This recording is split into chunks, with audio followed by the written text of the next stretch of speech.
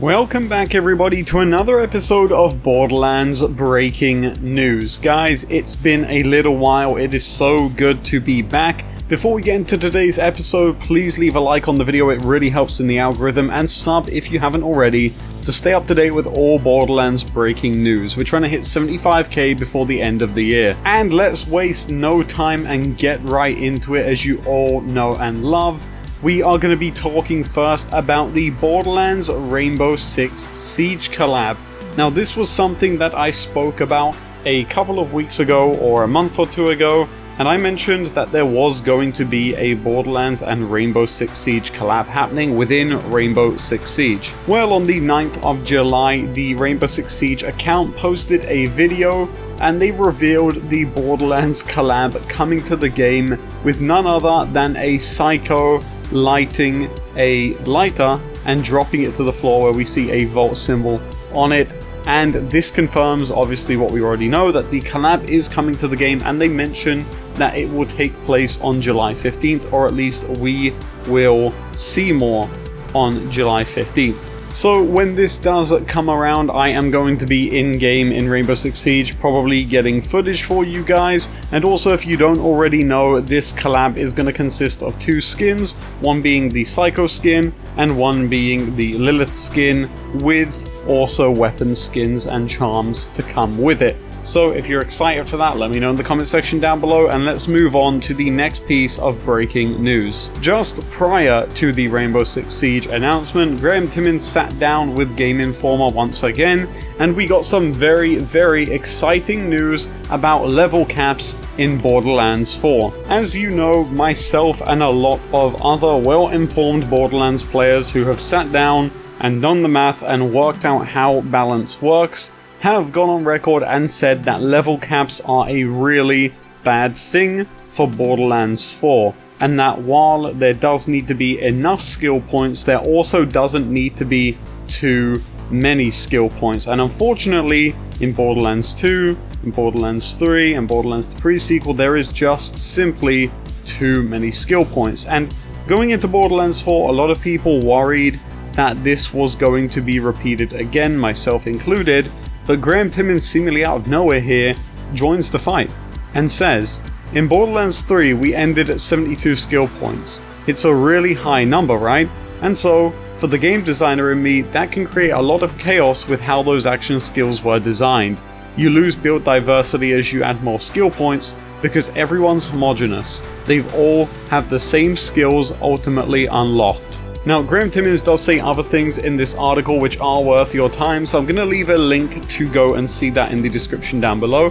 And a quick side note, please also support Game Informer, who have just reopened. We need more sites like this in gaming journalism in general, so please go and show your love to Game Informer. Now, my personal thoughts on this, I'll touch on this really quickly before we move on, is that this is an overall great thing, and it gives me a lot of safety and a lot of, I guess, sanctuary in what they're doing, right? No pun intended, but it makes me feel safe knowing that they agree with the community in large that there was a problem with balance in Borderlands 3, so it is nice to see that. And while they don't say there won't be any level caps in Borderlands 4, they do seemingly say here, Graham does seemingly touch on that there will be less when they do it, or if they do it. And now moving on to our final story, let's talk about the new character trailers for Vex. So today, Gearbox released not only a gameplay trailer for Vex, but also a character trailer for Vex. Now, the gameplay trailer I'm just going to leave in the background here, and it shows off about what you would expect it to show off. It's showing off all of her different skills, and I predict we will get this with every single one of the characters over the next week or 2 weeks. I will also leave a link to this in the description down below if you want to go and check that out, and let me know what you guys think of it also in the comment section down below. Now, moving on, let's talk about the Vex character trailer. Now, everybody has been waiting on these for a while, and we had them in BO3, and they have finally started to roll out with Vex being the first character. And I won't spoil the video too much for you, apart from having it in the background here. If you want to go and watch it, I'll leave the full thing in the description like I did with the other video. But basically, the thing about this that everybody is getting really excited about right now is that the tone is different. The comedy is different here. Everything feels natural, and it is a really well written scene with genuinely impressive levels of gore and character background, and it kind of shows off. Now, we'll give a spoiler tag for this because I do want to talk about this. It does show off that Vex gains her powers in the middle of a basically Black Friday sale, or Purple Friday as they call it, which is a really interesting way to give a Siren their powers. I could be wrong, but I don't think we've ever seen a Siren gain her powers like this. Now, I know a lot of you are going to instantly jump to saying, well, we saw Ava get her powers at the end of the Troy fight in BL3, but they were covered under rocks, to be fair, right? This is like an actual showcase of her getting her powers in real time, and I think that's really cool. But let me know what you guys think in the comment section down below. I just thought that was really neat, and I think as a character trailer, it is really well done, and it does make me extremely excited for whatever it is they are now going to show off next with the other characters, because it does seem like they are taking a good look at narrative this time around. Not that they weren't before, but an even deeper look this time to make sure that all of the Vault Hunters are extremely fleshed out. So I can't wait to see the backstories of the other characters, especially Harlow, who I'm guessing is going to have some kind of conversation with Captain Tron or General Tron or one of the Trons. I got a feeling that's going to be really good. And finally, before we end today's video, one important note that you should know about in terms of Borderlands 4 news upcoming potentially. Borderlands 4 is scheduled to be at BiliBili World in Shanghai, China from the 11th, which is tomorrow, to the 13th of July.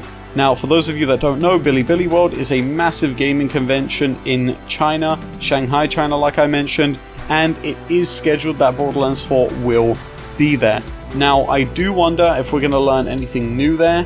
I doubt it, but if we do find anything out, I probably will not make a video on it right away because of how small that news will be. So if you want to find out all of the pieces of news that I talk about in these videos before it happens, the best way to do that is to follow me on Twitter at EpicNNG, and I will leave a link to that below so you can go and follow me over there. And lastly, before we end off today's video, I did just rebrand my Discord, and I would love to have you in there joining us in my sanctuary.